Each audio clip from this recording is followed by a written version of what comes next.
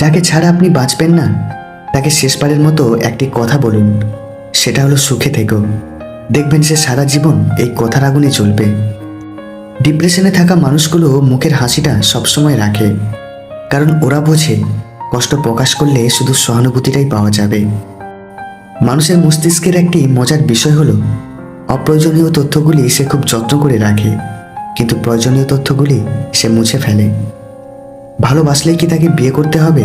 উত্তরটা হলো হ্যাঁ। অনেকে বলে ভালোবাসা মানেই পাওয়া নয়, কিন্তু পাওয়ার আশা যদি না থাকতো তাহলে ভালোবাসার মূল্য থাকতো না। ছোঁয়াতে অনুভূতি আছে, তাই ভালোবাসার ছোঁয়া চায়।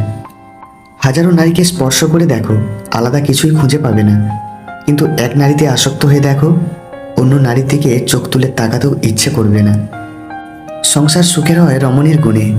প্রবাদী না বলে বরং বলা উচিত, সংসার সুখের হয় স্বামী ও স্ত্রীর ধৈর্য আর অল্পে তুষ্ট থাকার মাঝে।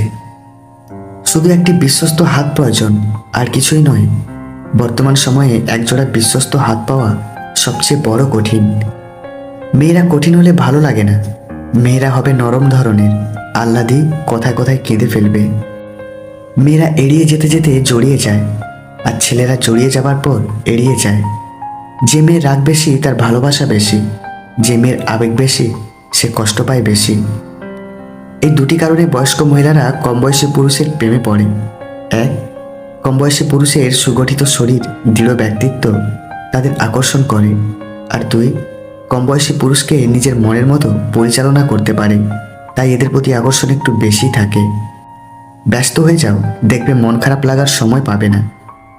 যে মানুষটা অপেক্ষা করতে জানে তার কাছে একদিন না একদিন সব কিছুই ফিরে আসে।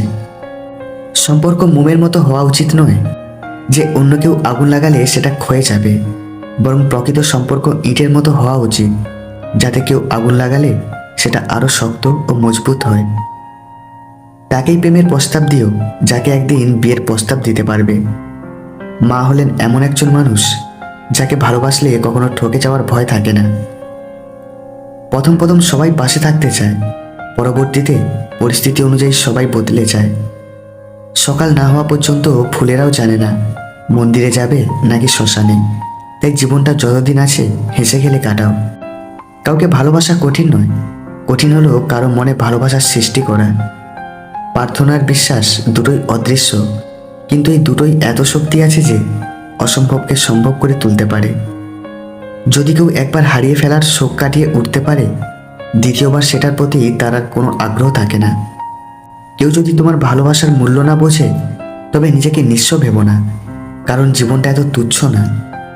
একটি ক্ষুধার্ত পেট, একটি খালি পকেট, একটি ভাঙা হৃদয় যা শিক্ষা দেয় পৃথিবীর কোনো বই সে শিক্ষা দিতে পারে না। কেউ উচ্চতায় পৌঁছাতে চাইলে তাকে থামিয়ে দেওয়া হয়, ব্যর্থতায় ডুবে যেতে দেখলে উপহাস করা হয়।